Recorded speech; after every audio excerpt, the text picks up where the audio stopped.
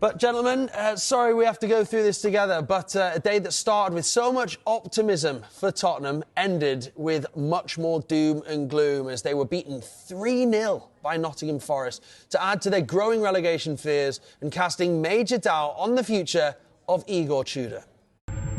All together, always. Sanadai, Gibbs right! Vicario couldn't keep it out! Igor Tudor hoping that this would be the day that everything changed. This the day that everything has got a whole lot worse. Now it's finished. Yeah, it's painful. It's a bad day. Half time. Lads, you're already debating all of this. A lot of momentum, a lot of optimism in the morning. I just asked Bridgie if he'd take the job. Me? Yeah. Me take the job? Yeah. You know what? You got all the answers. Bridgie's the only one who we haven't had a voice note from a Spurs fan asking to take the gig. We've had about 25 asking for Tim Sherwood. We'd have more for Harry, more for Glenn. If you think Michael Bridge has got the answers, then please get in touch with us. No one yet, Bridgie. Look, there was so much optimism. I mean, look, you've seen the fans there. Tim said in the last hour, turning up in their droves, Michael. Big game, felt like a cup final. Little bit of momentum was starting to build. The draw at Liverpool. You've beaten Atletico Madrid in the Champions League. It was just a disaster. Yeah. Firstly, I just want to send my condolences to Igor Tudor. Of the bereavement he suffered. He found out as soon as it was full time. And this is much more important than football. And I've actually enjoyed speaking to Igor Tudor over the last month or so, and I've actually enjoyed his company off camera. So I'd like to send my condolences to him. But of course, Tottenham have to kick on. They have to carry on. They've got some serious thinking to do over the next day or so. They've got 3 weeks off now, but their next game away to Sunderland, there's a very big chance this football club are going to be in the bottom 3. Now, I get it constantly. Tottenham will be all right. Tottenham will be all right. It's Tottenham. They'll be all right. Time is running out. And yesterday, it was incredible. It was about 15,000, 20,000. We've seen it before at the likes of Everton, Liverpool, when all the fans cheer the team on, wish them luck in the coach, and it was incredible scenes. So you can't ask the fans to do much more. There's then the players then, isn't it, Tim? I mean, the fans it's not all. I know you said it just needs organising, but the players have got a lot to answer for. Of course they have. But the buck always stops with the manager. That's football. I've been both. It's a lot easier being a footballer, let me tell you, because you can come away from the game and you can come back, you forget, you go home, you can live your life and you can come back and you can put the shirt on again and hopefully it turns out better for you. And you can always point to the manager because the fans will always think, well, he can't change all the players. The only one they can change to change the fortunes around is the manager. This man, Igor Tudor, has been brought in to give him a lift, to give him a new manager bounce. It's not happened. We've had a decent performance at Anfield when he went forward at the back, and no Van der Ven, by the way, no Romero, by the way. He was Dragusin and Danso then. That was their best defensive performance they put on all season. And then they go and have a positive result in the Champions League, although they're out of the tie. And I just felt going into this game, this is it. This is the platform. Fantastic scenes from outside the ground from the fans. But it's almost, I used to think, with big clubs like Everton, when they used to celebrate staying up at the end of the season, I thought it was a little bit embarrassing for a club like that. But you know what? It could be Tottenham. And Tottenham fans could be pitch invasion on last game of the season from staying up and beating Everton. That is almost embarrassing, but it's real, Bridgie. It's realistic. That's where they are at the moment. They have to accept it. And I think the fans, with their reaction yesterday, they've accepted it. I'm not sure that it's got into the brains of the players yet how important, how severe this position is. And it needs to very, very quickly. But I'll go back to it. You need some organisation. Make it straightforward for them. Get some cohesion. Work every single day on that training pitch of how they're going to play. So it becomes second nature. You get some patterns, you get some interchange, you get some rotations. Everyone knows and they work for each other. That's what they did at Anfield. They grafted together, not about individuals. And unfortunately, yesterday when they went behind, I felt there was only one outcome. What about this viewpoint here? Paul's got in touch. And I've experienced it myself as a Newcastle fan. Twice Newcastle have been relegated in recent years, come straight back up, cleared the deck, started again, brought some of the youth players through, and you build, and it gets a chance. When there's so much work needs to be done, Can it help? I mean, Paul's saying get relegated, the rebuild, follow the Sunderland blueprint. Well, again, how can you assume that Spurs would come straight back up? That first-team squad would get decimated, absolutely decimated. That's a good job. Even on deadline day... What's the problem with it being decimated? No, good job. No, I know. But then you've got to rely on recruitment going well. The recruitment hasn't gone well for so long. So it's all ifs and buts. And there's some good young players, though, that would really flourish. But they don't look at young players. Where are the kids? They were playing at Rangers, ripping it up there. Preston, Alfie Devine, scoring a couple of goals. No positives whatsoever. You're getting everyone talking about it with reason, right? You look at the stadium. We've sent each other stuff on WhatsApp. Every Championship club having a great day out. Lincoln are singing about Tottenham. Yeah. You know, Charlton are singing. Bradford was singing about Tottenham. It's going to be the biggest story in town. Yeah. You know, this club get $4.5 million revenue per game. Yeah. Season ticket renewals have extended till June. I don't know how many of my lot will renew in the Championship. They're going to have to half those prices. You know, that was it's a beautiful stadium. It's an expensive stadium, right?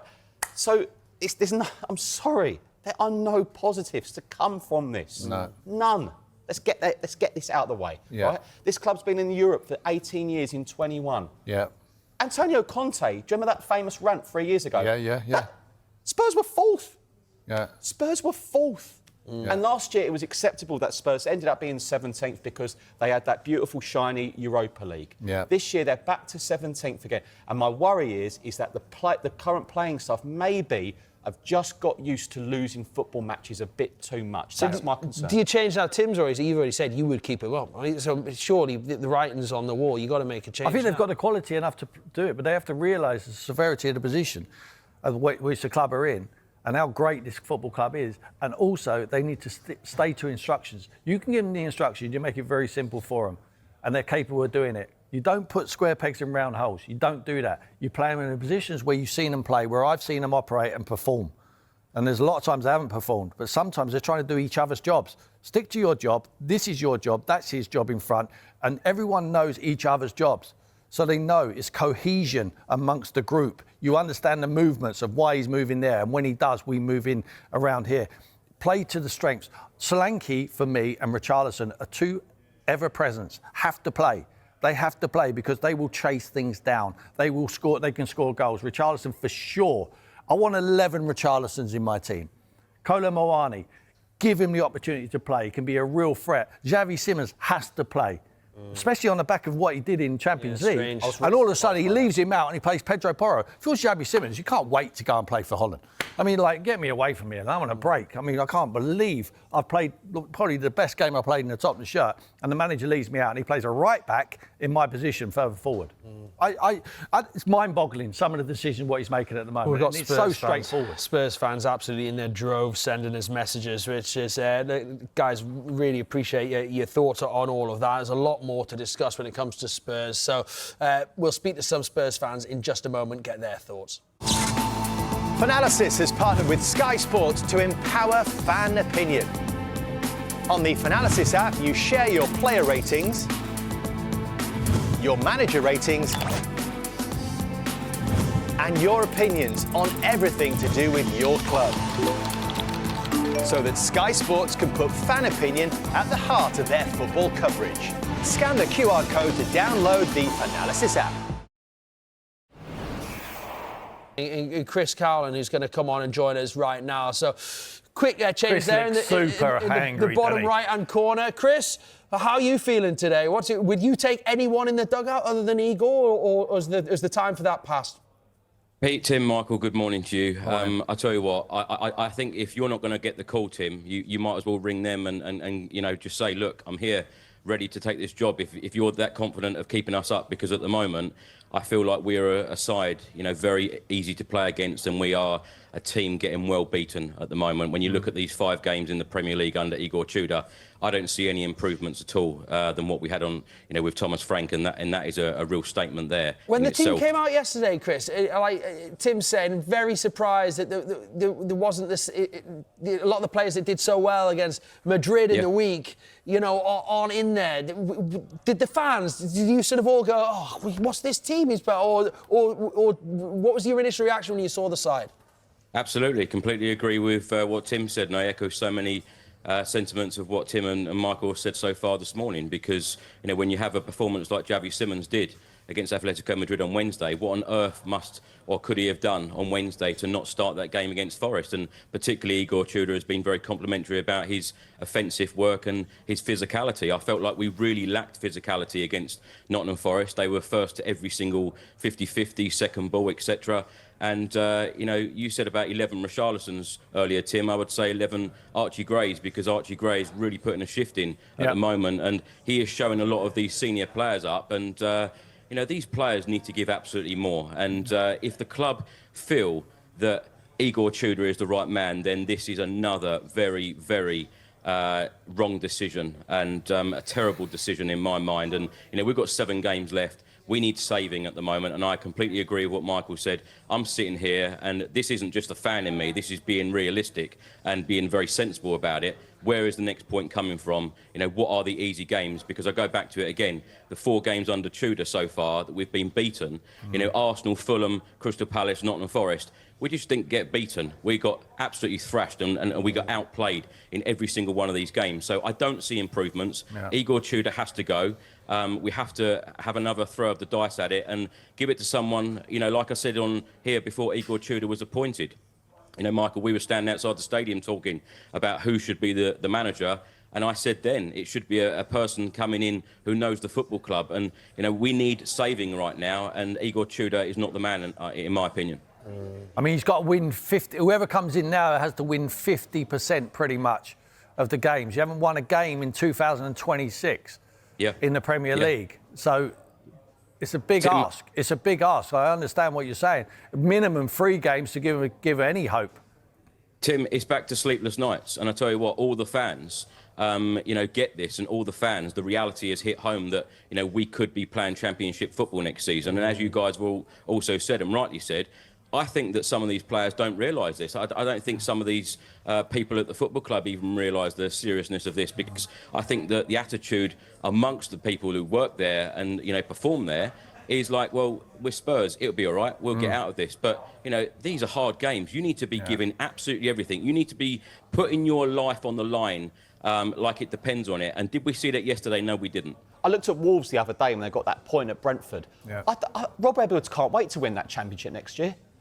They just look. We talk about, you know, it's a great story. Spurs will be out. They come back up. I can't go with that. I cannot. I'm sorry. You know, I know so many good people who work at this football club, and they're worried. They're so concerned. It's not just about the 11 players on that pitch. It's about the entire club. It's staff. It's departments. Do you need this many in a department anymore? There's so many good people there. I look at Wolves, for example, Rob Edwards. I think they're ready for the Championship now. They're like, come on, bring it on. When's the fixtures go? Because Rob Edwards, he bought players for the Championship in January. So I'd like to say, though, but the heart's been ripped out of that football club. When you talk about people who have been there a lot of years, there's not many. There's not many of them. I mean, a lot of them are not there anymore. This new breed. It's a new staff. They don't feel Tottenham. I don't really feel they know the DNA of the football club and appreciate the DNA of the football club. Is that what it is? A lack of people who, as you say there, feel Tottenham, that understand the DNA of the club? Is there a lack of that, and not only in the dugout, there is in the back room now. There's totally a lack of Tottenham people at the football club. It's just not there anymore. You get a couple of the guys who really care, Ledley Kings, you know, David Howells, they're in the lounges shaking hands with people, you know. I mean, they should be part of it, feel like they're part of it, not exclusion. Oh, you can't go in that area because you ain't got the fingerprints to get through that area. They should have the freedom of the club, and they should let people know what it means to be a Tottenham player, an ex-Tottenham player even. A lot going wrong at Tottenham, not only on the pitch but in the back room. And you look at as you say, Tim, they haven't won a game in 2026. Their next game now, a few weeks away, is going to be sort of like getting into April. I think it's April the 12th. So you'll have gone almost quarter of the year without winning a single game. Tough times. Thank you so much as well, Chris, for coming on and sharing your thoughts. This debate will rumble on and on. But if that wasn't enough on the